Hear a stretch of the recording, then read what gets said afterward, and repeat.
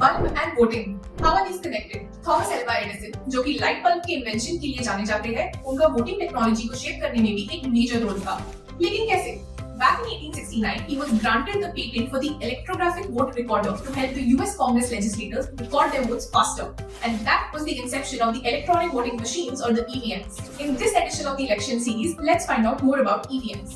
In the 1950s, the Election Commission grappled with conducting the first ever elections for a largely uneducated population. Their solution: separate ballot boxes with simple party symbols.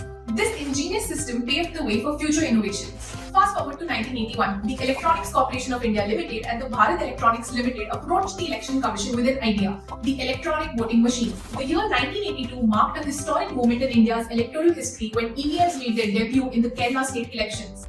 लेकिन EVMs function कैसे करते हैं? Each EVM has two parts wired together: the control unit and the ballot unit.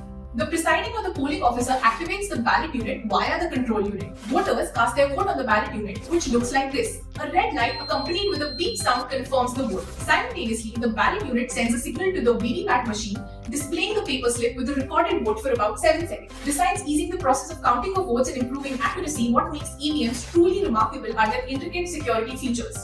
EVMs are non-network and don't allow more than 5 votes to be cast in a minute, making it difficult to feed fraudulent votes.